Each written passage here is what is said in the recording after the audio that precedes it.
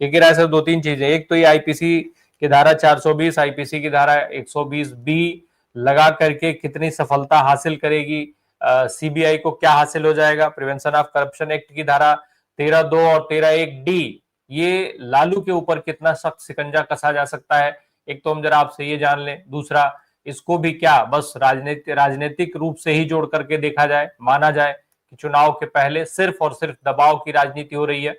Sir, इसको इस रूप में न देखा जाए कि इसमें कौन सी आपराधिक धाराएं हैं, उनकी कितनी सजाएं हैं और किस कोर्ट में किस स्तर पर मुकदमा लंबित है।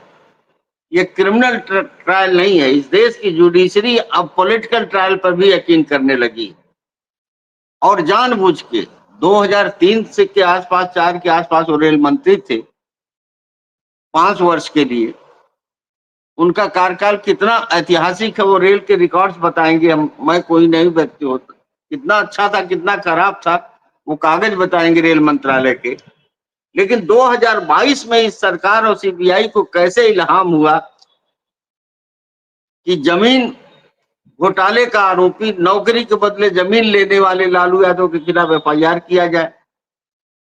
राउज एवेन्यू के जज साहब को कैसे इल्हाम हुआ कि जब एक एक मिनट पूरा दिल्ली 13 चीफ मिनिस्टर, 19 प्रांत के प्रदेश अध्यक्ष, जिला अध्यक्ष भाजपा के, गृह मंत्री, प्रधानमंत्री की निगाहें बिहार से हट नहीं रही हैं, तो बिहार का जननायक या बिहार का, मैं राजद का प्रवक्ता नहीं हूं लेकिन भावी मुख्यमंत्री के रूप में वो चर्चा में है, उसको आप दिल्ली बुलाकर और कोर्ट के कटघरे में खड़ा कर रहे हैं। ये कौन सी जुडिशरी है? ये कौन सी न्यायपालिका की पक्ष धरता है कि जो 2003 कब का उनका चीफ मिनिस्टर, रेलवे मिनिस्टर थे, 2022 में एडमिटेडली, इसमें कोई बहस नहीं है कि वो माइनर थे, जुवेनाइल थे, बालिग नहीं थे, तेजस्वी यादव। और 2025 में जब चुनाव का सूरज एकदम आसमान के ऊपर है, तब लालू यादव और तेजस्वी यादव और राबड़ी यादव को दिल्ली में आकर समय बिताना पड़ा कोर्ट कचहरी के सामने। ये ऐसा पॉलिटिकल ट्रायल है जिसके 2 परिणाम होंगे। केस का क्या परिणाम होगा, ये तो जज साहब और सरकार के बीच अगर कोई मिली भगत से तय हो जाएगा। राहुल गांधी भाषण देते हैं, मान लीजिए उड़ीसा में मुकदमा चलता है सूरत के किसी डिस्ट्रिक्ट कोर्ट में और सजा हो जाती है गुजराती में 85 पेज की सजा, राहुल गांधी की सजा अपहोल्ड हो जाती है। रातों रात गुजरात के हाई कोर्ट के जज साहब का विवेक जागता और उससे ज्यादा तेजी से वो 85 पेज का गुजराती जजमेंट हमारे ओम बिरला साहब पढ़ भी लेते हैं, समझ भी लेते हैं और राहुल गांधी की सदस्यता खत्म कर देते हैं। और जिस आदमी को Z+ की सिक्योरिटी है उसको घर से बाहर, बंगले से बाहर निकाल देते हैं और कोई वैकल्पिक सुरक्षा उसका बंदोबस्त नहीं। इसके पहले उनकी एसपीजी हटाई जाती है, उनके विदेशों में लोकेशन बताए जा रहे हैं। तो ये जो जुडिशरी का हिसाब किताब चल रहा है, इसके 2 परिणाम जो मैंने कहा, पहला तो लालू, राजद, तेजस्वी यादव और महागठबंधन का कद इस दुर्भावनापूर्ण मुकदमे की कार्रवाई से बिहार के चुनाव में बहुत ऊंचा हो जाएगा। वो एक पक्ष है।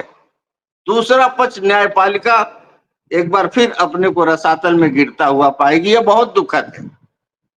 ये बहुत दुखद है कि न्यायपालिका इस बात का संकेत दे रही है कि हम इनको उलझा के रखेंगे बिहार के चुनाव में। कोर्ट कचहरी, तारीख, मिसिल, मुआयना, वकील, एफिडेविट के चक्कर में जो आदमी 15-16 दिन तक राहुल गांधी और दीपांकर भट्टाचार्य और राकेश सहनी और राजेश राम के साथ 1000 से ज्यादा किलोमीटर का भारत वोट अधिकार यात्रा करता है, जो आदमी जन विश्वास यात्रा करता है, जो उसके बाद भी 7 दिन बिहार की सड़कों पर रहा, जो अभी परसों बिहार में आम आदमी की तरह राहुल गांधी स्टाइल में घूम रहा है भीड़ में, कौन से ऐसी एक्सपेडिशन जो तात्कालिकता थी और तत्परता थी कि जज महोदय को लगा कि नहीं, बाप बेटा मतारी सबको बुलाओ दिल्ली में। और राजद की लीडरशिप भी देख रहा हूँ टेलीविजन में, वो घबराई हुई सी कोर्ट के बाहर खड़ी है। क्या मैं यह कहूं आपके चैनल में कि बिहार के चुनाव में 4 लोग 4 खंभों पर भाजपा चुनाव लड़ रही है। एक खंभा तो उसकी सरकार है, उसकी होम मिनिस्ट्री है, दूसरा खंभा उसकी पार्टी है, तीसरा खंभा चुनाव आयोग है। क्या मैं जोड़ दूं कि न्यायपालिका भी चौथे खंभे की तरह से इस चुनाव में महागठबंधन के खिलाफ में एक माहौल बनाने का काम कर रही है? क्या न्यायपालिका के बारे में के ईमानदारी के सिद्धांत से हमारे जज महोदय खुद नहीं परिचित हैं कि साहब न ईमानदारी होनी ही नहीं चाहिए न्यायपालिका में, दिखनी भी चाहिए, लगनी भी चाहिए। और दिख क्या रहा, लग क्या रहा, ये तो मुझे इनके पूरे निष्ठा पर ही, सत्य निष्ठा पे ही, संविधान के हाथ में लेकर लिए गए शपथ पे ही मुझे शक हो रहा है। और मुझे ये बहुत दुखद है, ये बहुत ही दुखद है। और ये पहली बार थोड़े हो रहा। आपने हेमंत सोरेन को कब जेल में भेजा था? झारखंड का चुनाव तो आपने सोचा कि हेमंत सोरेन जेल में रहेंगे और शिबू सोरेन मृत्यु शैया पे हैं, तो कुचल के इस झारखंड के पूरे खनिज संपदा को अडानी को सौंपने के लिए सरकार हम बना लेंगे, वहां के मारवाड़ियों के और पूंजीपतियों के सहारे। हेमंत सोरेन की जो पत्नी है वो खुद पड़ी कल्पना सोरेन, और शेरनी की तरह, सिंघनी की तरह उसने पूरा ललकार दिया। आपने अरविंद केजरीवाल को कब जेल में भेजा? उनके 2-3 जो सबसे बड़ा काम था शिक्षा और स्वास्थ्य का, उन्हीं मंत्रियों को जेल में डाल दिया उनके आगे पीछे। चुनाव में उनकी पत्नी को और पूरे बौद्धिक समाज को दिल्ली के उतरना पड़ा। और कैसे आपने वोट चोरी करके दिल्ली के चुनाव को एक तरफा कर दिया। अब ये सारी चीजें राहुल गांधी ने खोल के बताई। तो बिहार में देखिए, मनोज मंजिल माले के विधायक आजीवन सजा भुगत रहे हैं, बिना सबूत के, बिना डेड बॉडी तक रिकवर नहीं, उनको आजीवन सजा दे दिया, क्योंकि वो सेंट्रल बिहार के विपक्ष की सबसे मजबूत युवा आवाज के तौर पर उभर रहे थे और समूचे विपक्ष को गोलबंद कर रहे थे। वहां और लोगों का भी देख लीजिए जिनको सजा दिया। आपने अमरजीत कुशवाहा को, आपने सत्यदेव राम को, आपने वीरेंद्र गुप्ता को, जो पॉलिटिकल एक्टिविस्ट थे, जो भूमिहीन किसानों और हाशिए के लोगों के लिए लड़ रहे थे, उनको वर्षों तक जेल में रखा। ये लोग सब उसी जन विश्वास से जीत कर सदन में पहुंचे। तो भाजपा को ये नहीं भूलना चाहिए कि राजकीय दमन और राजकीय उत्पीड़न और पुलिस उत्पीड़न से लोगों का हौसला नहीं मरता। लालू यादव उस मिट्टी के नहीं बने हैं कि उनको आपने सालों जेल में रखा, स्लो पॉइजनिंग किया, उनकी किडनी खा गए, उनके शरीर के अंग प्रत्यंग नष्ट कर दिए, लेकिन लालू यादव के भीतर जो जीवन था वो जिंदा रहा। और फिर वो लड़के के जरिए उन्होंने देखा कि पिछले चुनाव में बिहार में सबसे ज्यादा 71 सीट पाने वाली राजद पार्टी थी, और कैसे अपने लार्जेस्ट पार्टी को न बुलाकर, इनको बुलाकर मिलजुल कर सरकार बनवा दिया बेईमानों की, पूरे बिहार को तहस नहस कर दिया। तो इसमें 4 सीट 420 में लगा कि प्रिवेंशन ऑफ करप्शन एक्ट में लगा, कुछ भी लगा हो, ये तो चाहते हैं कि बस 2 साल की सजा हम कर दें, 2 साल की। इसीलिए कह रहे हैं कि डे टू डे सुनवाई। जो अब आज क्या हुआ मुझे नहीं मालूम, डे टू डे की अगली तारीख क्या है। How can a court dare do this? हावी मुख्यमंत्री है, मुख्यमंत्री का दावेदार ही मान लीजिए, चुनाव के बीचों बीच आपने दिल्ली उठाकर खड़ा कर दिया इनको।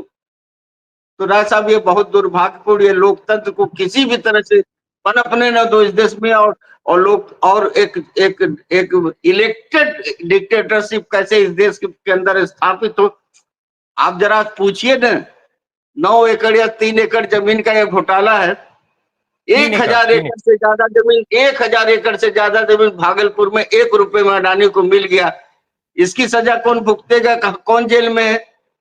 कानपुर का पूरा डिफेंस कॉरिडोर मैं कह रहा हूं, याद रखिएगा, उन्होंने अडानी को दे दिया। अयोध्या में 3 लोगों को मिला के, जिसमें अडानी भी है, बाबा रामदेव भी है, 3000 एकड़ जमीन दे दिया। असम के अंदर पूरा जिला ही दे दिया, पूरे जिले में जितनी जमीन थी पूरा जिला दे दिया। हाईकोर्ट के चीफ जस्टिस की आंखें खुल गई, माथा पीटने लगे। How can you give? और वो भी 6 शेड्यूल वाला जिला है, संविधान के 6ठे अनुसूची में वो इलाका है जिसमें आप कुछ नहीं दे। आप जो है आपने कम्युनिस्ट क्रांतिकारियों का नरसंहार करके अबूझमाड़ के जंगलों में उनके जनरल सेक्रेटरी को हिरासत में मार के आपने पूरा इलाका और जंगल के अब वो दूरबीन लगा के अडानी हीलियम और यूरेनियम खोज रहा है छत्तीसगढ़ में। आपने दुनिया के सबसे बड़ी गरीबों की बस्ती एक व्यक्ति को दे दिया अडानी को, बंबई का धरावी। इस भूमि घोटाले के लिए कौन पकड़ा जाएगा? इस भूमि घोटाले के लिए अमित शाह जी और इस भूमि घोटाला के लिए माननीय नरेंद्र मोदी जी, इस घोटाला के लिए फडणवीस जी कब जेल में जाएंगे? कब हिरासत में लिया जाएगा? कब राउज एवेन्यू में एक सीबीआई जज ईमानदारी से इनके खिलाफ चार्जशीट दाखिल करेगा? 1 रुपए में भागलपुर की जमीन दी गई है जिसमें 10 लाख पेड़ काटने की योजना है। पूरा देश बिल्कुल, इससे ज्यादा डेमोक्रेसी तो पाकिस्तान में मिल जाएगा आपको।